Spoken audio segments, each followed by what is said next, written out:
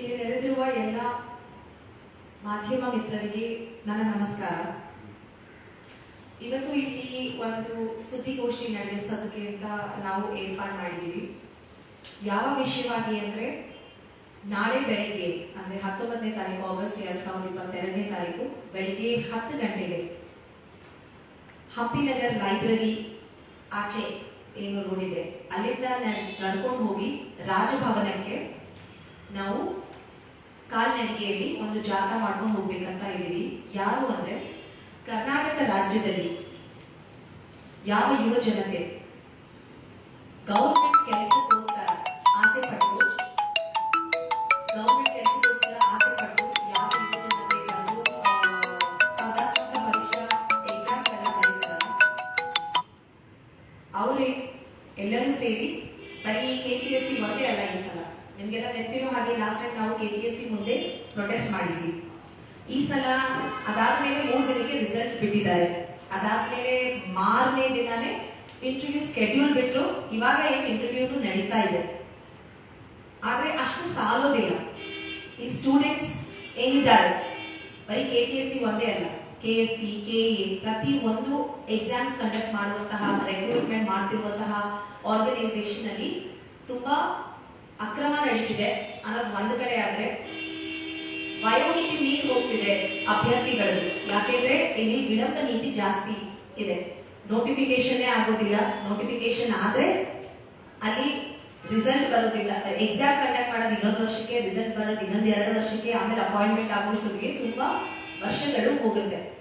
ನಿಮ್ಗೆಲ್ಲ ಗೊತ್ತಿರುವ ಹಾಗೆ ಈ ಅಭ್ಯರ್ಥಿಗಳ ಬ್ಯಾಕ್ ಗ್ರೌಂಡ್ ನೋಡಿದ್ರೆ ನೀವು ಹಲವಾರು ಜನ ರೈತರ ಮಕ್ಕಳಿದ್ದಾರೆ, ದಲಿತರ ಮಕ್ಕಳಿದ್ದಾರೆ, ಹಿಂದುಳಿದ ವರ್ಗಗಳಿಂದ ಬಂದಿದ್ದಾರೆ, ಆರ್ಥಿಕವಾಗಿ ಹಿಂದುಳಿದ ವರ್ಗಗಳಿಂದ ಬಂದಿದ್ದಾರೆ. ಅವರು ಈ ಒಂದು ಕೆಲಸವನ್ನ, ಸರ್ಕಾರಿ ಕೆಲಸವನ್ನ ಅವರ ಒಂದು ಬಡತನದಿಂದ ನಿರ್ಮೂಲನೆ ಮಾಡೋದಕ್ಕೆ ಒಂದು ಅಸ್ತವಾಗಿ ನೋಡಿದ್ರೆ, ಇನ್ನೊಂದು ನಮ್ಮ ರಾಜ್ಯಕ್ಕೆ ಒಂದು ಸೇವೆ ಮಾಡಬೇಕು.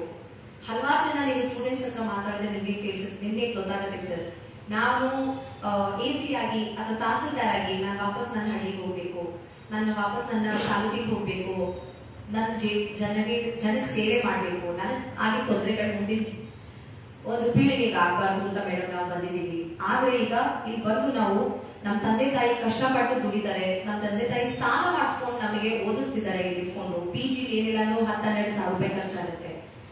ಲೈಬ್ರರಿಗೆ ಪ್ರತಿ ತಿಂಗಳು 1200-1700ವರೆಗೂ ಖರ್ಚಾಗುತ್ತೆ. ಲಕ್ಷಾಂತರ ರೂಪಾಯಿ ಕೊಟ್ಟು ನಾವು ಕೋಚಿಂಗ್ ಇನ್ಸ್ಟಿಟ್ಯೂಟ್ ಗಳಿಗೆ ಹೋಗಿ ಕೋಚಿಂಗ್ ತಗೋತೀವಿ. ನೋಡಿದ್ರೆ ಎಕ್ಸಾಮೇ ನಡೀತಾ ಇಲ್ಲ. ಎಕ್ಸಾಮ್ ನಡೆದ್ರು ಏನಾಗುತ್ತೆ, ನಾವು 2 ವರ್ಷ 3 ವರ್ಷ ಕಾಯ್ಕೊಂಡು ನೋಟಿಫಿಕೇಶನ್ ಎಕ್ಸಾಮ್ ಬರೀತೀವಿ. ಕೊನೆಗೆ ಏನಾಗ್ತಿದೆ, ದುಡ್ಡು ತಗೊಂಡು ಪೋಸ್ಟ್ ಗಳನ್ನ ಮಾರ್ಕೋತಾ ಇದ್ದಾರೆ. PSI ಸ್ಕ್ಯಾಮ್ ನೋಡಿದೀರಾ, SDA ಸ್ಕ್ಯಾಮ್ ನೋಡಿದೀರಾ, ಅವರೇ ಒಪ್ಕೊಂಡು ಡಿಬಾರ್ ಮಾಡಿದ್ದಾರೆ. PWD ನೋಡಿದೀರಾ, ಅದು ವಿಳಂಬ ಆಗಿದೆ. ಮೊನ್ನೆ KPTCL ಅಲ್ಲಿ ಅವರೇ ಬಂದು ಎಕ್ಸಾಮ್ ಸಮಯದಲ್ಲಿ ಬ್ಲೂಟೂತ್ ಎಲ್ಲ ಚೆಕ್ ಮಾಡಿದೀವಿ ಅಂತೆಲ್ಲ ಹೇಳಿದ್ದಾರೆ. ಒಂದು ಹುಡುಗನ ಪೂರ್ತಿ ಸ್ಲೀವ್ಸ್ ನ ಕಟ್ ಮಾಡಿದ್ದಾರೆ. ಆದ್ರೂ ಅಕ್ರಮ ನಡೆದಿದೆ. ಇದು ನಾರ್ಮಲ್ ಅಂತ ಅಂತೂ ಅನ್ಸೋದಿಲ್ಲ. ನಮ್ಮ ರಾಜ್ಯದಲ್ಲೇ ಯಾಕೆ ಈ ಮಟ್ಟಕ್ಕೆ ನಡೀತಿದೆ ಅಂತ. UPSC ಇಡೀ ದೇಶದಲ್ಲಿ ನಡೆಸ್ತಾ ಇದೆ ಈ ಒಂದು ಎಕ್ಸಾಮ್ಗಳನ್ನ, ರೆಕ್ರೂಟ್ಮೆಂಟ್. KA ನಮ್ಮ ರಾಜ್ಯದಲ್ಲಿ ನಡೆಸೋದಕ್ಕೆ ಈ PSI ದಂತೂ ನೀವೇ ನೋಡ್ತಿದ್ದೀರಿ ಏನಾಗ್ತಿದೆ ಅಂತ. ಈ ಎಕ್ಸಾಮ್ ಅಂತ ಹೇಳ್ಬಿಟ್ಟು ಬಾಯಿ ಮುಗಿಸಿದ್ರು ಮಕ್ಕಳು. ಈಗ ತನಿಖೆ ಆಗೋವರೆಗೂ ಈ ಎಕ್ಸಾಮ್ ಇಲ್ಲ ಅಂತ ಹೇಳ್ತಿದ್ದಾರೆ. ತನಿಖೆಗೂ ಇವ್ರಿಗೂ ಏನ್ ಸಂಬಂಧ? ಮುಂದೆ ಅಕಸ್ಮಾತ್ ತಿರ್ಗಾ ಇವ್ರು ಸೆಲೆಕ್ಟ್ ಆದ್ರೆ, ಇವಾಗ ತಪ್ಪು ಮಾಡಿದ್ರೆ ಅವ್ರ ಜವಾಬ್ದಾರಿ. ಮುಖ್ಯ ಒಂದು ಉದ್ದೇಶ ಏನು ಅಂದ್ರೆ, ಇನ್ನು ಮುಂದೆ ಇದು ಎಂಡ್ ಆಫ್ ಇಟ್. ಇನ್ನು ಮುಂದೆ ಸ್ಪರ್ಧಾತ್ಮಕ ಪರೀಕ್ಷಾ ಅಭ್ಯರ್ಥಿಗಳು ಸಹಿಸೋದಿಲ್ಲ, ನಡಿಬಾರದು. ಇವರ ಜೀವನದ ಜೊತೆ ಆಟ ಆಡೋದನ್ನ ಸರ್ಕಾರ ಮೊದಲು ನಿಲ್ಲಿಸಬೇಕು. ಈ ಒಂದು ಯಾಕೆಂದ್ರೆ ಸರ್, ಇದು ಇವತ್ತಿನ ತೊಂದರೆ ಒಂದೇ ಅಲ್ಲ. ನಿಮ್ಗೆ ಗೊತ್ತಿದೆ KPSC ದಂತೂ ಹಿಸ್ಟ್ರಿನೇ ಇದೆ. 20 ವರ್ಷದ ಹಿಂದೆ ನಡೆದಿರೋ ನೋಟಿಫಿಕೇಶನ್ ಯಾವತ್ತೂ ಇದಕ್ಕೊಂದು ಎಂಡ್ ಸಿಗುತ್ತೆ, ನೀವೇ ಹೇಳಿ. ಯಾಕೆ ನಮ್ಮ ಸರ್ಕಾರದಲ್ಲಿ ಅಥವಾ ನಮ್ಮ ರಾಜ್ಯದಲ್ಲಿ ಇದು ನಡೆಯಕ್ಕೆ ಇದು ಪೂರ್ತಿ ಪಾಸಿಬಲ್ ಆಗ್ತಾ ಇಲ್ಲ? ಬೇರೆ ರಾಜ್ಯಗಳು, ಹಲವಾರು ರಾಜ್ಯಗಳು ತುಂಬಾ ಎಫಿಷಿಯಂಟ್ ಆಗಿ ನಡೆಸ್ತಾ ಇದ್ದಾರೆ. ಇದು ಲಕ್ಷಾಂತರ ಜನ ಯುವ ಜನತೆ, 10 ಲಕ್ಷ 12 ಲಕ್ಷ ಪ್ರತಿ ವರ್ಷ ಆಫೀಸರ್ಸ್ ಆಗ್ಬೇಕು ನಾವು ಅಂತ ಅವರು ಕಷ್ಟಪಟ್ಟು ಈ ಮಟ್ಟಕ್ಕೆ ಬಂದಿರ್ತಾರೆ. ಇಲ್ಲಿ ಓದ್ಬೇಕಂತ ಒಂದು ಪ್ಯಾಷನ್ ಇಟ್ಕೊಂಡು ಬಂದಿರ್ತಾರೆ. ಈ ರೀತಿ ಆಗ್ತಿದೆ ಅಂದ್ರೆ ಇದನ್ನ ಹೇಗೆ ತಡೆಯೋದು? ಫಸ್ಟ್ ಕೆಲಸನೇ ಪ್ರತಿಭಟನೆ. ಅಂಬೇಡ್ಕರ್ ಅವರು ಹೇಳಿದ ಹಾಗೆ ಎಜುಕೇಟ್, ಆರ್ಗನೈಸ್, ಎಜುಕೇಟ್. ಈ ಒಂದು ಗುಂಪೇನಿದೆ, ಆಲ್ ಆರ್ ಎಜುಕೇಟೆಡ್ ಸ್ಟೂಡೆಂಟ್ಸ್, ಎಲ್ಲ ಎಜುಕೇಟೆಡ್ ಸ್ಟೂಡೆಂಟ್ಸ್ ಇಲ್ಲೂ ಬಂದು ಓದ್ಕೊಂಡು ಅವರು ಮಾಡ್ತಾ ಇರೋದು. ಸೊ ಅವ್ರನ್ನ ಎಜುಕೇಟ್ ಮಾಡುವಂತಹ ಅವಶ್ಯಕತೆ ಇಲ್ಲ, ಈ ಒಂದು ಆರ್ಗನೈಸ್ ಮಾಡುವಂತಹ ಅವಶ್ಯಕತೆ ಇರೋದು. ಅದನ್ನೇ ಈಗ ನಾವು ಮಾಡ್ತಾ ಇರೋದು, ಆರ್ಗನೈಸ್ ಮಾಡ್ತಾ ಇದ್ದೀವಿ. ಮತ್ತು ಈ ಒಂದು ಮುಂಚೆ ಪ್ರೊಟೆಸ್ಟ್ ಮಾಡಿದ್ವಿ ಕೆಪಿಎಸ್ಸಿ ಮುಂದೆ, ಈ ಒಂದು ಜಾಥಾ ಮೂಲಕ ಮುಂದೆ ನಮ್ಮ ಎಜುಕೇಶನ್ ಶುರುವಾಗುತ್ತೆ. ಇದು ನಮ್ಮ ಮೋಟೋ ಸರ್. ಎಲ್ಲಿವರೆಗೂ ಸರ್ಕಾರ ಬಂದು ರೆಸ್ಪಾಂಡ್ ಮಾಡಿ ಈ ಒಂದು ಪ್ರತಿಯೊಂದು ಪ್ರಾಬ್ಲಮ್ ಮುಂದೆ ಯಾವುದೇ ಒಂದು ಯಾವ ಲೆವೆಲ್ ಅಲ್ಲಿ ಕೆಪಿಟಿಸಿ ಆಗ್ಬೋದು, ಪಿಡಬ್ಲ್ಯೂಡಿ ಆಗ್ಬೋದು, SDA ಆಗ್ಬೋದು, KS ಆಗ್ಬೋದು, PSI ಆಗ್ಬೋದು, PC ಆಗ್ಬೋದು, ಯಾವುದೇ ಒಂದು ಇದರಲ್ಲೂ ತೊಂದರೆ ಆಗ್ತಿರೋ ಹಾಗೆ ಸ್ಟೂಡೆಂಟ್ಸ್ಗೆ. ಈಗ PCಲಿ ಏಜ್ ರಿಲ್ಯಾಕ್ಸೇಷನ್ ಬಂದು 25 ನಮ್ಮ ರಾಜ್ಯದಲ್ಲಿ, ಬೇರೆ ರಾಜ್ಯದಲ್ಲೆಲ್ಲ 32, 27, 28 ಎಲ್ಲ ಇದೆ. ಈ ಸಲ ನೋಟಿಫಿಕೇಶನ್ ಮಾಡ್ತೀವಿ ಅಂತ ಮಾರ್ಚ್ ವರೆಗೂ ಹೇಳಿದ್ದಾರೆ. ಅದಾದ್ಮೇಲೆ ನೋಟಿಫಿಕೇಶನ್ ಮಾಡಿಲ್ಲ. ಜೂನ್ ಬಂದು ಏನು ವಯೋಮಿತಿ ಹೋಗುದು, ಜೂನ್ ಅಲ್ಲಿ ಅವರು ಆಸ್ ಆನ್ ಜೂನ್ 1 ನಿಮ್ಗೆ ಇಷ್ಟು ವರ್ಷ 25 ವರ್ಷ ಆಗಿರ್ಬೇಕಂತ ಏನೋ ರಿಲೀಸ್ ಮಾಡ್ತಾರೆ. ನೋಟಿಫಿಕೇಶನ್ ಮಾಡಿಲ್ಲ ಅಂದ್ರೆ ಅವ್ರು ರಿಲ್ಯಾಕ್ಸೇಷನ್ ಕೊಡ್ಲೇಬೇಕಲ್ವಾ, ನ್ಯಾಯ ಅಲ್ವಾ? ಕೆಪಿಎಸ್ಸಿ ನೋಟಿಫಿಕೇಶನ್ ಲಾಸ್ಟ್ ಟೈಮ್ ಆಗಿರೋ 2017 ಸರ್. ಒಂದು ವಯೋಮಿತಿ ಇರುತ್ತೆ ಪ್ರತಿಯೊಂದು ಎಕ್ಸಾಮ್ ಬರೆಯೋದಕ್ಕೆ. ಅವಾಗಿಂದ ಕಾಯ್ಕೊಂಡು ಕೂತ್ಕೊಂಡು ಓದ್ತಿರೋ ಸ್ಟೂಡೆಂಟ್ ವಯೋಮಿತಿ ಮೀರಿ ಹೋಗ್ತಾ ಇದೆ. ಅವ್ರು ಏನ್ ಮಾಡ್ಬೇಕು? ಇಷ್ಟು ವರ್ಷ ಓದ್ಬಿಟ್ಟು ಏನ್ ಫಲ ಸಿಕ್ಕಿದೆ ಅವರಿಗೆ? ಈ ರೀತಿ ಇಷ್ಟು ಇವರನ್ನ, ಈ ಸ್ಟೂಡೆಂಟ್ಸ್ ನ ಈ ತರ ಟ್ರೀಟ್ ಮಾಡೋದು ಎಷ್ಟು ಸರಿ? ಆ ರೀತಿ ಅಕ್ರಮ ಮಾಡಿ ಹೋಗ್ತಾ ಇರೋ ಏನು ಅಭ್ಯರ್ಥಿಗಳಿದ್ದಾರೆ, ಪಾಸ್ ಆಗ್ತಾ ಇರೋ ಅಭ್ಯರ್ಥಿಗಳಿದ್ದಾರೆ, ಅವರು ನಮ್ಮ ಸಿಸ್ಟಮ್ ಒಳಗೆ ಹೋದ್ರೆ ನಮ್ಮ ಕರ್ನಾಟಕ ರಾಜ್ಯದ ಆಡಳಿತದ ಗತಿ ಏನು? ಅವರು ಜನರ ಸೇವೆ ಮಾಡ್ತಾರ? ಕರ್ನಾಟಕ ರಾಜ್ಯ ಹೇಗೆ ಮುಂದುವರಿಯುತ್ತೆ? ಹೇಗೆ ಇದರ ಅಭಿವೃದ್ಧಿ ಸಾಧ್ಯ? ಯೋಚನೆ ಮಾಡಿ. ಮೊನ್ನೆ ಈ ನಡುವೆ ನಡೀತಿರುವಂತಹ ಅಕ್ರಮ ಅಂತೂ ಮೋರ್ ದನ್ 90% ನಡೀತಾ ಇದೆ ಸರ್. ಸೊ ಇದನ್ನ ಹೇಗೆ ತಡೆಯೋದಕ್ಕೆ ಸಾಧ್ಯ? ಸ್ಟೂಡೆಂಟ್ಸ್ ಅವರೇ ತಡೆಯೋದಕ್ಕೆ ಸಾಧ್ಯ. ಯಾಕೆಂದ್ರೆ ಬೇರೆ ಯಾರು ಇವರ ಒಂದು ಲೈಫ್ ಬಗ್ಗೆ ಯೋಚನೆ ಮಾಡ್ತಿಲ್ಲ, ಇವರ ಮೋಸ್ಟ್ ಪ್ರೊಡಕ್ಟಿವ್ ಇಯರ್ಸ್ ಬಗ್ಗೆ ಯೋಚನೆ ಮಾಡ್ತಿಲ್ಲ. ನನಗನ್ಸುತ್ತೆ ಮುಂದೆ ಈ ಸಿಸ್ಟಮ್ ಮೇಲೆ ನಂಬಿಕೆ ಕಳ್ಕೊಂಡು ಯಾರು ಕಾಂಪಿಟೇಟಿವ್ ಎಕ್ಸಾಮ್ಸ್ ತಗೊಳ್ಳೋದಿಲ್ಲ. ಮೋಸ್ಟ್ಲಿ ಅವಾಗ ಸರ್ಕಾರಕ್ಕೆ ಈಸಿ ಆಗ್ಬಿಡುತ್ತೆ ಮಾಡ್ಕೊಳಕ್ಕೆ ಪೋಸ್ಟ್ ಅಂತ ನನಗನ್ಸುತ್ತೆ. ಒಂದೊಂದು ಎಕ್ಸಾಮ್ ಅಲ್ಲೂ ಒಂದೊಂದು ತೊಂದರೆ ಇದೆ ಸರ್. ಪ್ರತಿಯೊಂದು ಎಕ್ಸಾಮ್ ದಲ್ಲೂ ನಾವು ಪೇಪರ್ ಅಲ್ಲಿ ಹಾಕಿ ನಾವು ಮೆಮೊರಾಂಡಮ್ ತರ, ಇದು ಕರ್ನಾಟಕ ರಾಜ್ಯ ಸ್ಪರ್ಧಾತ್ಮಕ ಅಭ್ಯರ್ಥಿಗಳ ಒಂದು ಒಕ್ಕೂಟ ಅಂತ ಆರ್ಗನೈಸೇಷನ್ ಮಾಡ್ಕೊಂಡು ನಾವು ಈಗ ಒಂದು ಮೆಮೊರಾಂಡಮ್ ಕೊಡ್ಬೇಕಂತ ಇದೀವಿ ಗವರ್ನರ್ಗೆ. AC ಇಂದ PC ವರೆಗೂ ಏನೇನ್ ನಡೀತಿದೆ ಅಲ್ವಾ, ಅಸಿಸ್ಟೆಂಟ್ ಪ್ರೊಫೆಸರ್ AA ಮಾಡ್ತಿರೋದು, ಪ್ರತಿಯೊಂದು KPTC ಯಲ್ಲಿ ಆಗಿರೋದು, ಪ್ರತಿಯೊಂದು ತೊಂದರೆಗೂ ನಾವು ಒಂದು ಮೆಮೊರಾಂಡಮ್ ರೀತಿಯಲ್ಲಿ ನಾವು ಗವರ್ನರ್ಗೆ ಕೊಡ್ಬೇಕಂತ ಅನ್ಕೊಂಡಿದೀವಿ. ಈ ಜಾಥಾದ ಮೂಲಕ ಫಸ್ಟ್ ಪ್ರದರ್ಶನ ಮಾಡಿ ಜನರ ಒಂದು ಗಮನ ಸೆಳೆಯಬೇಕು. ಕರ್ನಾಟಕ ರಾಜ್ಯದ ಜನತೆ ಏನಿದೆ, ನಿಮ್ಮ ಮನೆಯಲ್ಲಿ ಯಾರು ಕಾಂಪಿಟೇಟಿವ್ ಎಕ್ಸಾಮ್ಗೆ ಓದ್ದೇ ಇರಬಹುದು, ನಮ್ದಲ್ಲ ಈ ತೊಂದರೆ ಅಂತ ನೀವು ಅನ್ಕೋಬಹುದು. ಆದ್ರೆ ರಾಜ್ಯದ ಆಡಳಿತ ನಿಮಗೂ ಅಫೆಕ್ಟ್ ಮಾಡುತ್ತೆ. ಭ್ರಷ್ಟರು ಅಧಿಕಾರಿಗಳಾದ್ರೆ ನಿಮ್ಮ ಜೀವನದ ಮೇಲೂ ಅದು ದೊಡ್ಡ ಪರಿಣಾಮ ಬೀರುತ್ತೆ. ಇವತ್ತು ಈ ಸಿಸ್ಟಮ್ ನಾವು ಕ್ಲೀನ್ ಮಾಡಿಲ್ಲ ಅಂದ್ರೆ, ರೆಕ್ರೂಟ್ಮೆಂಟ್ ಸಿಸ್ಟಮ್ ಮುಂದೆ ನಮ್ಮ ರಾಜ್ಯ ಯಾವ ಮಟ್ಟಕ್ಕೆ ಹೋಗುತ್ತೆ ಅಂತ ಊಹಿಸೋದಕ್ಕೂ ಭಯ ಆಗುತ್ತೆ. ಗವರ್ಮೆಂಟ್ ತುಂಬಾ ಬರೀ ಭ್ರಷ್ಟ ಅಧಿಕಾರಿಗಳೇ ತುಂಬಿಕೊಂಡಿರ್ತಾರೆ. ಇದು ಆಗೋದಕ್ಕೆ ಬಿಡಬಾರ್ದು ಅನ್ನೋ ಒಂದು ಕಾರಣಕ್ಕೆ ನಾವು ಈ ಇನಿಷಿಯೇಟಿವ್ ತಗೊಂಡಿದ್ದೀವಿ. ನನ್ನ ಹೆಸರು ಭವ್ಯ ನರಸಿಂಹಮೂರ್ತಿ ಅಂತ. ಈಗ ಇವರೇನ್ ಅಭ್ಯರ್ಥಿಗಳಿದ್ದಾರೆ, ಇವರು ನಿಮಗೆ ಅವರವರ ಒಂದು ಫೀಲ್ಡ್ ಅಲ್ಲಿ ಏನೇನು ತೊಂದರೆ ಆಗ್ತಿದೆ ಅಂತ ಹೇಳ್ತಾರೆ. ಎಲ್ರಿಗೂ ನಮಸ್ಕಾರ. ನಾನು ಕಳೆದ 3 ವರ್ಷಗಳಿಂದ ಕಾಂಪಿಟೇಟಿವ್ ಎಕ್ಸಾಮ್ ಪ್ರಿಪೇರ್ ಆಗ್ತಾ ಇದ್ದೀನಿ. ನನ್ನ ಟೈಮ್ ಮತ್ತು ಎನರ್ಜಿನ ದೇಶ ಸೇವೆಗೋಸ್ಕರ, ಮುಡಿಪಾಗೋಸ್ಕರ ಹಲವಾರು ಕಾಂಪಿಟೇಟಿವ್ ಎಕ್ಸಾಮ್ಸ್ನ ಬರೀತಾನೆ ಇದೆ. ಕರ್ನಾಟಕದಲ್ಲಿ ಏನಾಗ್ತಾ ಇದೆ ಅಂದರೆ, KPSC ವಿಚಾರಕ್ಕೆ ಬಂದರೆ KS ಎಕ್ಸಾಮ್ ಅಂತ ಮಾಡ್ತಾರೆ. 2017 ನೋಟಿಫಿಕೇಶನ್ನ 2020 ಪಬ್ಲಿಷ್ ಮಾಡ್ತಾರೆ. 2022 ಆಯಿತು, ಇನ್ನೂ ಇಂಟರ್ವ್ಯೂ ನಡೀತಾನೆ ಇದೆ, ಮಾಡ್ತಾ ಇದೆ ಅಂತ. ರಿಸಲ್ಟ್ ಯಾವಾಗ ಬರ್ತಾರೆ? ಇನ್ನು 2018, 19, 20, 21 ಅವೆಲ್ಲ ಯಾವಾಗ ಮಾಡ್ತಾರೆ? ಅದಕ್ಕೆ ನಮ್ಮ ಸೊಲ್ಯೂಷನ್ UPSC ಮಾದರಿ. ಅಂದರೆ ನೋಟಿಫಿಕೇಶನ್ ಯಾವಾಗ ಮಾಡ್ತಾರೆ, ಎಕ್ಸಾಮ್ಸ್ ಯಾವಾಗ ಕಂಡಕ್ಟ್ ಮಾಡ್ತಾರೆ, ರಿಸಲ್ಟ್ಸ್ ಯಾವಾಗ ಬಿಡ್ತಾರೆ, ಡಾಕ್ಯುಮೆಂಟ್ ವೆರಿಫಿಕೇಶನ್ ಯಾವಾಗ ಬರುತ್ತೆ, ಅಪಾಯಿಂಟ್ಮೆಂಟ್ ಯಾವಾಗ ಕೊಡ್ತಾರೆ. UPSCಯಲ್ಲಿ 1 ವರ್ಷದಲ್ಲಿ 10 ಲಕ್ಷಕ್ಕಿಂತ ಜಾಸ್ತಿ ಜನ ಬರೆದ್ರು ಕೂಡ 1 ವರ್ಷದಲ್ಲಿ ಆ ಪ್ರೋಸೆಸ್ನ ಮುಗಿಸ್ತಾರೆ. ಆ ಮಾದರಿ ನಮಗೆ ಆಗಬೇಕು, ಆವಾಗ ನಮಗೆ ನ್ಯಾಯ ಸಿಗುತ್ತೆ. KPSC ಮಾಡುವ ಹಲವಾರು ಎಕ್ಸಾಮ್ಸ್, FDA, SDA, PDO ಮತ್ತು ಎಲ್ಲ ಇಲಾಖೆಯ ಎಕ್ಸಾಮ್ಸ್ಗಳನ್ನ 2 3 ವರ್ಷ ಮಾಡ್ತಾರೆ. ಅದೇ ಗ್ರೇಡಿನ ಸೆಂಟ್ರಲ್ ಗೌರ್ಮೆಂಟ್ನ ಸ್ಟಾಫ್ ಸೆಲೆಕ್ಷನ್ ಕಮಿಷನ್ ಅವರು ಒಂದೇ ವರ್ಷದಲ್ಲಿ, ಅಂದರೆ 2 ಅಂತ ಇರುತ್ತೆ ಅದರಲ್ಲಿ, 50 ಏಜ್ನಲ್ಲಿ ಬರೀ ಒಂದೇ ಅಂತ ಇರುತ್ತೆ. ನಂಬರ್ ಆಫ್ ಆಸ್ಪಿರೆಂಟ್ಸ್ ಕೂಡ ಜಾಸ್ತಿ ಇರ್ತಾರೆ, ಅದು 1 ವರ್ಷದಲ್ಲಿ ಮುಗಿಯುತ್ತೆ. ಇದು ರಿಕ್ರೂಟ್ಮೆಂಟ್ ನೋಟಿಫಿಕೇಶನ್ ಆದರೆ ಒಂದು ಎಕ್ಸಾಮ್ ಮಾಡುವಾಗ ಸರಿಯಾಗಿ ಮಾಡಲ್ಲ. ಪರೀಕ್ಷಾ ಕೇಂದ್ರಗಳಲ್ಲಿ ದುಡ್ಡು ಬೆಳೆಸ್ತಾರೆ, ಆ ಪರೀಕ್ಷಾ ಕೇಂದ್ರಗಳಲ್ಲಿ ತಪಾಸಣೆ ಮಾಡಿ ಬಿಡಬೇಕು. ಸೆಂಟ್ರಲ್ ಗೌರ್ಮೆಂಟ್ನ ಎಲ್ಲ ಎಕ್ಸಾಮ್ಸಲ್ಲೂ ಕೂಡ ಸ್ವಲ್ಪ ಮಟ್ಟಿಗೆ ಅವರು ಉಪಕರಣಗಳನ್ನು ಬಳಸಿ ಬಿಫೋರ್ ಈ ಎಂಟರಿಂದ ಎಕ್ಸಾಮಿನೇಷನ್ ಹಾಲ್ ಚೆಕ್ ಮಾಡಿ ಬಿಡ್ತಾರೆ. ಬ್ಲೂಟೂತ್ ತುಂಬಾ ದಿನದಿಂದ ನ್ಯೂಸಲ್ಲಿದೆ, ಆದರೂ ಯಾವುದೇ ರೀತಿಯ ಮೆಷರ್ಸ್ ತಗೊಂಡಿಲ್ಲ. OMR ತಿದ್ದುಪಡಿಗಳಾಗ್ತಾ ಇದೆ, ಕ್ವಶನ್ ಪೇಪರ್ ಲೀಕ್ಗಳಾಗ್ತಾ ಇದೆ. ಇದೆಲ್ಲ ಆಗ್ತಾ ಇರೋದಕ್ಕೆ ಏನು ಕಾರಣ? Nobody is listening to us. ಸರ್ಕಾರ ಒಂದು ರೆಸ್ಪಾನ್ಸಿಬಿಲಿಟಿ ಇದೆ, ಆ ರೆಸ್ಪಾನ್ಸಿಬಿಲಿಟಿ ಮರ್ತಿರೋದ್ರಿಂದ ನಾವು ಇದರ ಜಾತ ಅಂದ್ಕೊಂಡು ತನ್ನ ಜವಾಬ್ದಾರಿಯನ್ನು, ತನ್ನ ಕರ್ತವ್ಯವನ್ನು ತಿಳಿಸೋದಕ್ಕೆ ನಾವು ಬಂದಿದ್ದೀವಿ. KSP ಬಗ್ಗೆ ನಮ್ಮ ಸ್ನೇಹಿತ ದಾನವೇ ಮಾತಾಡಿ. ಎಲ್ಲ ಮಾಧ್ಯಮ ಮಿತ್ರರಿಗೂ ನಮಸ್ಕಾರ ಸರ್. ನಾನು ಆಲ್ಮೋಸ್ಟ್ 4 ವರ್ಷದಿಂದ KPSC, KSP, UPSC ಎಲ್ಲ ಎಕ್ಸಾಮ್ಸ್ಗಳಿಗೆ ಓದ್ತಾ ಇದ್ದೀವಿ. ನಾನು 2 ಸರಿ ಇಂಟರ್ವ್ಯೂ ಕೊಟ್ಟಿದ್ದೀನಿ. ಬಟ್ ಆದ್ರೆ ಏನಾಗ್ತಿದೆ ಅಂದರೆ 2021 ಜನವರಿ 22ನೇ ತಾರೀಕು 545 ನೋಟಿಫಿಕೇಶನ್ ಆಯಿತು. ಈಗ ಆಲ್ಮೋಸ್ಟ್ 2 ವರ್ಷ ಆಗ್ತಾ ಬಂತು. ಬಟ್ ಅದರದ್ದು ಒಂದು ಎಂಡ್ ಅನ್ನೋದು ಒಂದು ಇಲ್ಲ. ಈಗ ನಮ್ಮ ಸ್ನೇಹಿತರು ಹೇಳಿರೋ ಥರ 1 ವರ್ಷದಲ್ಲಿ ಸೆಂಟ್ರಲ್ ಗೌರ್ಮೆಂಟ್ ಯಾವುದೇ ಎಕ್ಸಾಮ್ನ 1 ವರ್ಷದಲ್ಲಿ ಕಂಪ್ಲೀಟ್ ಮಾಡಿ ಅದರ ರಿಸಲ್ಟ್ ಬಿಟ್ಟು ಅವ್ರನ್ನ ಜಾಯಿನ್ ಮಾಡ್ಕೊಳ್ತಾರಂದ್ರೆ ನಮ್ಮ ಕರ್ನಾಟಕ ಸ್ಟೇಟ್ ಗೌರ್ಮೆಂಟ್ ಯಾಕೆ ಮಾಡೋಕ್ಕಾಗಲ್ಲ? ಯಾಕೆ ಇವ್ರದ್ದು ಕಾನ್ಸ್ಟಿಟ್ಯೂಷನಲ್ ಬಾಡಿನೇ ತಾನೇ KPSC ಅನ್ನೋದು ಒಂದು ಕೂಡ ಕಾನ್ಸ್ಟಿಟ್ಯೂಷನಲ್ ಬಾಡಿ, UPSCನೂ ಕಾನ್ಸ್ಟಿಟ್ಯೂಷನಲ್ ಬಾಡಿ. ಅವ್ರು ಮಾಡ್ತಾರಂದ್ರೆ ಇವ್ರಿಗೆ ಯಾಕೆ ಆಗಲ್ಲ? ಯಾಕೆ ಇವ್ರಿಗೂ ಆ ಸಮರ್ಥನೆ ಇಲ್ವಾ? ಇವರು ಅಷ್ಟು ಅಸಮರ್ಥ.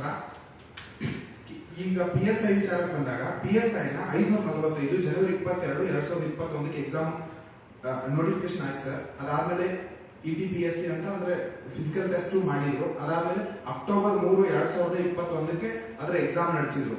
ಎಕ್ಸಾಮ್ ನಡೆಸಿದ 6 ತಿಂಗಳಿಗೆ ಗೊತ್ತಾಯ್ತು ಅದರಲ್ಲಿ ಸ್ಕ್ಯಾಮ್ ಆಗಿದೆ ಅಂತ. ನಿಮ್ಗೆ ಎಲ್ರಿಗೂ ಗೊತ್ತಿರೋ ವಿಚಾರನೇ. ಅದರಲ್ಲಿ ಸ್ಕ್ಯಾಮ್ ನಾನಾ ರೀತಿಯಲ್ಲಿ ಆಯ್ತು. 7-8 ತರ ಸ್ಕ್ಯಾಮ್ ಆಯ್ತು. 1, ಎಕ್ಸಾಮ್ ಸೆಂಟರ್ಗಳನ್ನೇ ಬುಕ್ ಮಾಡಿದ್ರು. 2, ಅಧಿಕಾರಿಗಳನ್ನೇ ಬುಕ್ ಮಾಡಿದ್ರು. 3ನೇದು ಬ್ಲೂಟೂತ್ ಡಿವೈಸ್ ಗಳನ್ನ ಬಳಕೆ ಮಾಡಿದ್ರು. ಅದಕ್ಕೆ ಕ್ವಶನ್ ಪೇಪರ್ ಅನ್ನ ಲೀಕ್ ಮಾಡಿ ಲಾಡ್ಜ್ ಗಳಲ್ಲಿ ಕೂತು ಬ್ಲೂಟೂತ್ ಮೂಲಕ ಅವರಿಗೆ ABCD ನ ಕೆಮ್ಮೋ ಮೂಲಕ ಹೇಳಿಕೊಟ್ರು. ಮತ್ತೆ OMR ಟ್ಯಾಂಪರಿಂಗ್ ಮಾಡಿದ್ರು. ಪೇಪರ್ 1 ಅಲ್ಲಿ ಮಾರ್ಕ್ಸ್ ವೇರಿಯೇಷನ್ ಮಾಡಿದ್ರು, ಪೇಪರ್ 2 ಅಲ್ಲಿ ಮಾರ್ಕ್ಸ್ ವೇರಿಯೇಷನ್ ಮಾಡಿದ್ರು. ನಾವಿಲ್ಲಿ ಎಷ್ಟೋ 8 ಅವರ್ ಓದ್ತೀವೋ, 18 ಅವರ್ ಓದ್ತೀವೋ, 6 ಅವರ್ ಓದ್ತೀವೋ ಅದು ಅವ್ರಿಗೆ ಬೇಕಾಗಿಲ್ಲ. ನಾವು ಎಷ್ಟೋ ಅವರ್ ಓದ್ತೀವಿ ತಾನೆ, ಕೂತು ಓದ್ತಿದೀವಿ ತಾನೆ. ಈ ಕೂತು ಓದೋನಿಗೆ ದುಡ್ಡು ಕೊಟ್ಟು ಆಗೋನಿಗೆ ಏನ್ ಸರ್ ವ್ಯತ್ಯಾಸ? ನಾಳೆ ಅವನು ಹೋಗಿ ಆರಾಮಾಗಿ ಎಂಜಾಯ್ ಮಾಡ್ಕೊಂಡು ದುಡ್ಡು ತಗೊಂಡು ನಾಳೆ ಅವನು ಅದೇ ಕೆಲಸ ಮಾಡ್ತಾನೆ. ನಮ್ಗೆ ಅದು ಇಷ್ಟ ಆಗ್ತಿಲ್ಲ. ನಮಗೆ ಬೇಕಾಗಿರೋದೇನು? 1 ವರ್ಷದಲ್ಲಿ ನೋಟಿಫಿಕೇಶನ್ ಮಾಡ್ತಾರಂದ್ರೆ ಆ ವರ್ಷದ ನೋಟಿಫಿಕೇಶನ್ ಅದೇ ವರ್ಷದಲ್ಲಿ ಕಂಪ್ಲೀಟ್ ಆಗ್ಬೇಕು. ಅದಾದ್ಮೇಲೆ ಈಗ ಅದನ್ನ ಎಕ್ಸಾಮ್ ಅನೌನ್ಸ್ ಮಾಡಿದ್ರು. ಆ ಎಕ್ಸಾಮ್ ಡೇಟ್ ಇನ್ನೂ ಅನೌನ್ಸ್ ಮಾಡಿಲ್ಲ. ನಾವು 2 ಸರಿ ಹೋಮ್ ಮಿನಿಸ್ಟರ್ನ ಮೀಟ್ ಆದ್ವಿ. ಸರ್ ಯಾವಾಗ ಮಾಡ್ತೀರಾ ಸರ್ ಅಂತಂದ್ವಿ. ಸರ್ ಇದು ಕೇಸ್ ಮುಗಿಬೇಕು, ಕೇಸ್ ಮುಗಿದ್ಮೇಲೆ ಮಾಡ್ತೀವಿ. ಕೇಸ್ ಯಾವಾಗ ಮುಗಿಯುತ್ತೆ? ಒಂದು ಡೇಟ್ ಅನ್ನೋದು ಬೇಕಲ್ಲ. 6 ತಿಂಗಳಲ್ಲಿ, 1 ವರ್ಷದಲ್ಲಿ ಒಂದು ಡೇಟ್ ಇಲ್ಲ. ಆಯ್ತು, 545 ಹೋಗ್ಲಿ, ಕೇಸ್ ನಡೀತಿದ್ಯಾ, ಪರವಾಗಿಲ್ಲ ನಮಗೆ. ಅದಾದ್ಮೇಲೆ ಏಪ್ರಿಲ್ 1ನೇ ತಾರೀಕು 2021 402 ನೋಟಿಫಿಕೇಶನ್ ಆಗಿದೆ. ಆ 402 ನೋಟಿಫಿಕೇಶನ್ ಡೇಟ್ ಡಿಸೆಂಬರ್ 26, 2021 ನಾವು ಮಾಡ್ತೀವಿ ಅಂತ ಡೇಟ್ ಅನೌನ್ಸ್ ಮಾಡಿದ್ರು. ಬಟ್ ಈಗ ಸ್ಕ್ಯಾಮ್ ಆಗಿರೋದ್ರಿಂದ ಅವ ವಿದ್ಯಾರ್ಥಿಗಳು ಯಾರು ಸ್ಕ್ಯಾಮ್ ಅಲ್ಲಿ ಇನ್ವಾಲ್ವ್ ಆಗಿದ್ರೆ ಅವ್ರನ್ನೆಲ್ಲ ಹೊರಗೆ ಇಡ್ಬೇಕಂತ ಹೇಳ್ಬಿಟ್ಟು ಈಗ 402 ಎಕ್ಸಾಮ್ ಮಾಡ್ತಿಲ್ಲ ಇವರು. ಅದ್ರದ್ದು ಡೇಟ್ ಗೊತ್ತಿಲ್ಲ. ಆಯ್ತು, 545 ಕೋರ್ಟ್ ಅಲ್ಲಿ ಕೇಸ್ ನಡೀತಿದೆ ಅಂತಂದ್ರೆ ಅಟ್ಲೀಸ್ಟ್ 402 ಅದು ಕೇಸ್ ಎಕ್ಸಾಮ್ ಮಾಡ್ಬೋದಲ್ಲ. ಅದನ್ನ ಯಾಕೆ ಮಾಡಕ್ ಆಗ್ತಿಲ್ಲ ಸರ್? ಹಿಂಗೆ ಆದ್ರೆ ಆಲ್ಮೋಸ್ಟ್ 30-32 ಏಜ್ ಇರೋರೆಲ್ಲ ಎಲ್ಲಿಗೆ ಹೋಗ್ಬೇಕು ಸರ್? ಈಗ ನಾಳೆ ಎಲೆಕ್ಷನ್ ಬರ್ತಾ ಇದೆ, ಹತ್ರದಲ್ಲಿದೆ. ಎಲೆಕ್ಷನ್ ಹತ್ರ ಬಂದ್ರೆ ಇವ್ರಿಗೆ ನಮ್ಮ ಬಗ್ಗೆ ಒಂದ್ ಸ್ವಲ್ಪನಾದ್ರು ಕಾಳಜಿ ಇರುತ್ತೆ. ಈಗಲೇ ಕಾಳಜಿ ಇಲ್ಲ, ನಾಳೆ ಎಲೆಕ್ಷನ್ ಹತ್ರ ಬಂದ್ರೆ ಇವ್ರು ಎಕ್ಸಾಮ್ ಮಾಡ್ತಾರೆ ಅನ್ನೋ ಗ್ಯಾರಂಟಿ ನಮಗಿಲ್ಲ. ಸೊ ಅದಕ್ಕೋಸ್ಕರ ನಾವು ರಿಕ್ವೆಸ್ಟ್ ಮಾಡ್ತೀವಿ ಸರ್, ನಾವು ಪ್ಲೀಡ್ ಮಾಡ್ಕೊಂತೀವಿ. ನಾವು ಯಾರ ಹತ್ರನೂ ಬೆಗ್ ಮಾಡ್ತಿಲ್ಲ. We are fighting for our rights. ಯಾಕೆ ನಮಗೆ ಪ್ರಾಪರ್ ಆಗಿ ಎಕ್ಸಾಮ್ ಮಾಡಕ್ ಆಗ್ತಿಲ್ಲ ಸರ್? ನಾವು ಏನ್ ತಪ್ಪು ಮಾಡಿದೀವಿ ಸರ್? ಓದ್ತಿರೋದೇ ತಪ್ಪ? ಸೊ ಪ್ರಾಪರ್ ಆಗಿ ಎಕ್ಸಾಮ್ ಮಾಡ್ಕೊಡಿ. ಎಲ್ಲ ನಮ್ಗೆ ಏನ್ ತಪ್ಪಿದೆ ಅಂದ್ರೆ ಒಂದು ಎಕ್ಸಾಮ್ ನ ಕರೆಕ್ಟ್ ಆಗಿ ಮಾಡ್ಕೊಟ್ರೆ ನಮ್ಗೆ ಹೆಲ್ಪ್ ಆಗುತ್ತೆ. ಪ್ಲೀಸ್ 545 PSI ಏನ್ ಎಕ್ಸಾಮ್ಸ್ ಇದಾವೆ ಪ್ರಾಪರ್ ಆಗಿ ಡೇಟ್ ಅನೌನ್ಸ್ ಮಾಡಿ. ವಿತಿನ್ 6 ಮಂತ್ಸ್ ಒಳಗೆ ಡೇಟ್ ಅನೌನ್ಸ್ ಮಾಡಿ ನಮ್ಮ ಎಕ್ಸಾಮ್ ನ ಕಂಡಕ್ಟ್ ಮಾಡಿ ಅದನ್ನ ಫಿನಿಶ್ ಮಾಡಿಕೊಡಿ ಅಂತ ರಿಕ್ವೆಸ್ಟ್ ಮಾಡ್ಕೊಳ್ತೀವಿ. Thank you.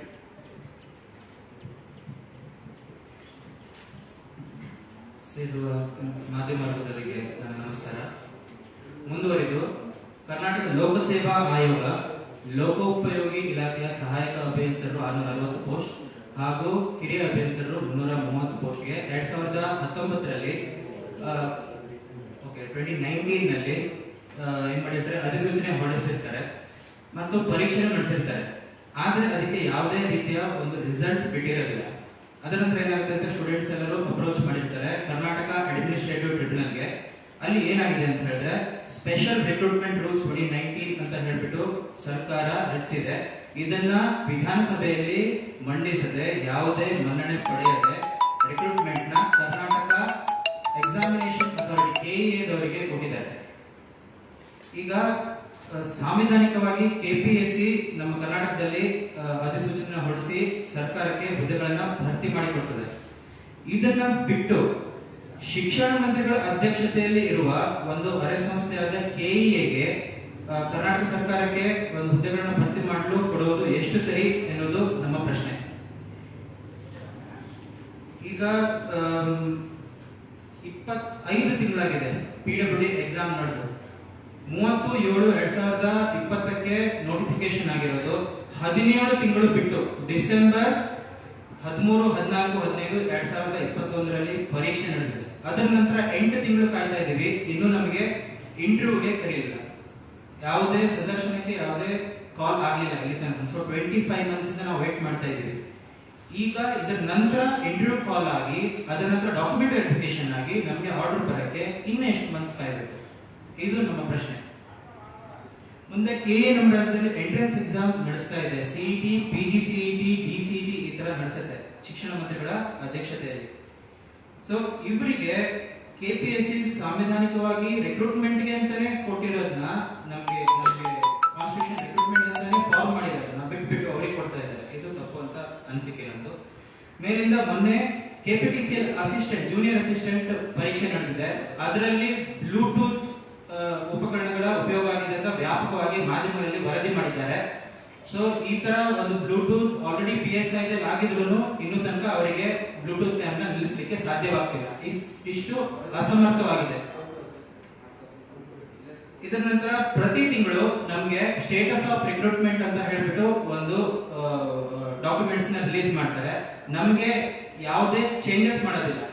Every first week of month ಬಿಡ್ತಾ ಇದ್ದಾರೆ. ಲಾಸ್ಟ್ 25 ಮಂತ್ಸ್ ಇಂದ ಏನು ಚೇಂಜಸ್ ಮಾಡ್ತಾರೆ. ಎವ್ರಿ ಮಂತ್ ಸೇಮ್ ಕಾಪಿ ಮಾಡಿ ಪೇಸ್ಟ್ ಮಾಡಿ ಬಿಡ್ತಾ ಇದ್ದಾರೆ. ಎಲ್ರಿಗೂ ಗೊತ್ತಿದೆ 106 ಪೋಸ್ಟ್ಗೆ KS ರಿಕ್ರೂಟ್ಮೆಂಟ್ ನಡೀತಾ ಇರೋದು. ಅದರಲ್ಲಿ ಅವರು 34 + 12 = 106 ಅಂತ ಬರೀತಾ ಇದ್ದಾರೆ.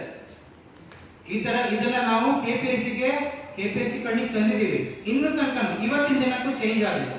ಈ ತಿಂಗಳ ಸ್ಟೇಟಸ್ ಆಫ್ ರಿಕ್ರೂಟ್ಮೆಂಟ್ ನಲ್ಲೂ 34 + 12 106 ಅಂತ ಹೇಳ್ಬಿಟ್ಟೆ ಕೊಡ್ತಾ ಇದ್ದಾರೆ. ಸೊ ಇದರರ್ಥ ಅವರು ಸ್ಟೇಟಸ್ ಆಫ್ ರಿಕ್ರೂಟ್ಮೆಂಟ್ ನ ಕಾಪಿ ಪೇಸ್ಟ್ ಮಾಡಿ ತಿರ್ಗಾ ಪೋಸ್ಟ್ ಮಾಡ್ತಾ ಇದ್ದಾರೆ ಹೊರತು ಅದನ್ನು ಕಣ್ಣು ಹಾಯಿಸ್ತಾ ಇಲ್ಲ ಅದರ ಮೇಲೆ.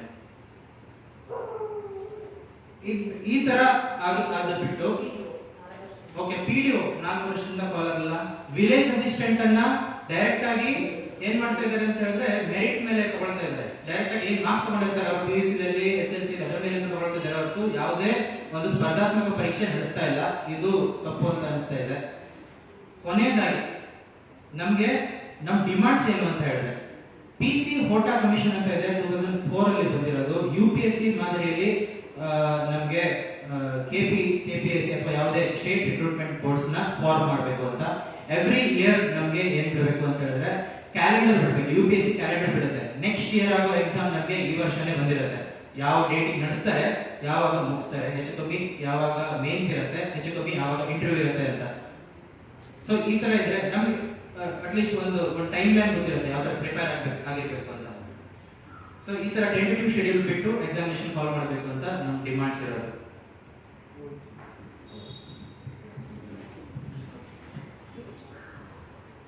ಎಲ್ರಿಗೂ ನಮಸ್ಕಾರ. ನನ್ನ ಹೆಸರು ಶ್ರೀಕಾಂತ್. ಇಲ್ಲಿ ನಾವು ಎಲ್ಲರೂ ಭವ್ಯ ಮೇಡಮ್ ಮುಖಾಂತರ ಈ ಹೋರಾಟವಾಗಿ ನಾವು ಕಾಲಿಟ್ಟಿದ್ದೀವಿ.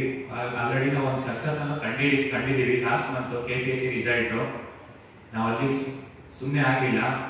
ಈ ಹೋರಾಟ ಮತ್ತೆ ನಾವು KPSC, KSP ಮತ್ತೆ KEಲಿ ಏನ್ ಅಕ್ರಮ ಇರ್ಬೋದು, ವಿಳಂಬ ನೀತಿ, ಅಪಾರದರ್ಶಕತೆ ಏನ್ ನಡೀತಾ ಇದೆ ಇದ್ರ ಬಗ್ಗೆ ನಾವು ಹೋರಾಡ್ತೀವಿ. ಮತ್ತೆ ನೋಡಿ, ನೀವು ನೋಡಿದಾಗ ನಿಮ್ಗೆಲ್ಲರೂ ಪ್ರಾಬ್ಲಮ್ಸ್ ಗೊತ್ತಿದೆ. ನಮಗೆ ಬೇಕಾಗಿರೋದು ಲಾಂಗ್ ಟರ್ಮ್ ಸೊಲ್ಯೂಷನ್ಸ್ ಮತ್ತೆ ಸಿಸ್ಟಮ್ಯಾಟಿಕ್ ಚೇಂಜ್.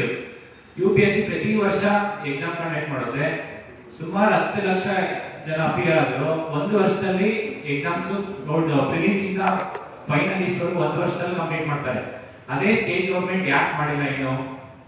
ನಾವು ನಮಗೆ ಲಾಂಗ್ ಟರ್ಮ್ ಸೊಲ್ಯೂಷನ್ಸ್ ಬೇಕು. ಒಂದು KPSC ಒಂದು PC ಓಟ ಕಮಿಟಿ ಅನ್ನೋದಿದೆ. ಕರ್ನಾಟಕ ಗವರ್ಮೆಂಟ್ ಅದರಲ್ಲಿ ಕೆಲವೊಂದು ಪಾಯಿಂಟ್ಸ್ ಅಷ್ಟೇ ಇಂಪ್ಲಿಮೆಂಟ್ ಮಾಡಿದ್ದಾರೆ. ಅದರಲ್ಲಿ ಆಲ್ಮೋಸ್ಟ್ 50+ ಪಾಯಿಂಟ್ಸ್ ಇದೆ.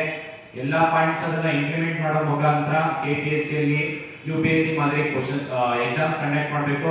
ಪ್ಲಸ್ KSP ಏನು ಮತ್ತೆ KPSC, PW, FTA, STA ಪ್ರತಿ ವರ್ಷ ನೋಟಿಫಿಕೇಶನ್ ಆಗಬೇಕು.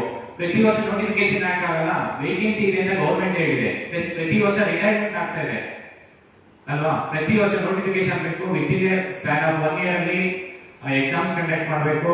Plus KSP TSI within A 6 month exams ಒಂದು ಡೇಟ್ ಅನೌನ್ಸ್ಮೆಂಟ್ ಮಾಡಬೇಕು. PC ಏಜ್ ರಿಲೇಷನ್ಸ್ ಬಂದ್ರೆ PC ಏಜ್ ರಿಲೇಷನ್ಸ್ ಯಾಕೆ ಮಾಡಲ್ಲ?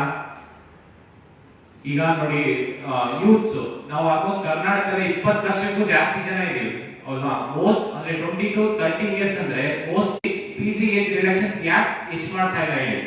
ಈಗ ಫಾರ್ ಎಕ್ಸಾಂಪಲ್ ಶಾಲಾ marriage age time to time ಜಾಸ್ತಿ ಮಾಡ್ತೀವಲ್ಲ ಅಕಾರ್ಡಿಂಗ್ ಟು ಇದು.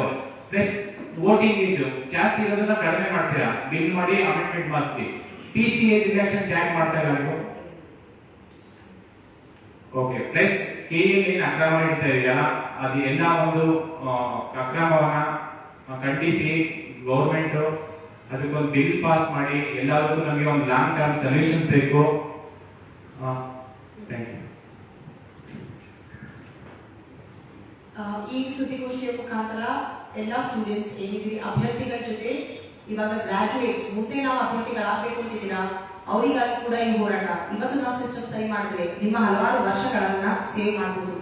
ದಯವಿಟ್ಟು ಬನ್ನಿ, ನಾಳೆ ಈ ಜಾಗದಲ್ಲಿ ಭಾಗವಹಿಸಿ.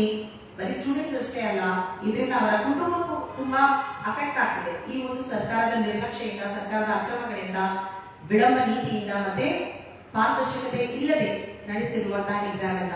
ದಯವಿಟ್ಟು ಎಲ್ಲರೂ ಸಹಕಾರ ಮಾಡಿ. ಇದು ಕರ್ನಾಟಕದ ಯುವ ಜನತೆಯ ಒಂದು ಭವಿಷ್ಯದ ವಿಚಾರ, ಕರ್ನಾಟಕದ ಭವಿಷ್ಯದ ಒಂದು ಅದಕ್ಕೋಸ್ಕರ ಇದನ್ನ ಇಷ್ಟೊಂದು ನಾವು ಒತ್ತು ಕೊಟ್ಟು ಹೇಳ್ತಾ ಇರೋದು. ದಯವಿಟ್ಟು ಈ ಒಂದು ಜಾಥಾಗೆ ಎಲ್ಲರ ಸಪೋರ್ಟ್ ಇರಲಿ ಅಂತ ಕೇಳ್ಕೊತಾ ಎಲ್ಲ ಮಾಧ್ಯಮ ಮಿತ್ರರಿಗೆ ನನ್ನ ಧನ್ಯವಾದಗಳು. Thank you.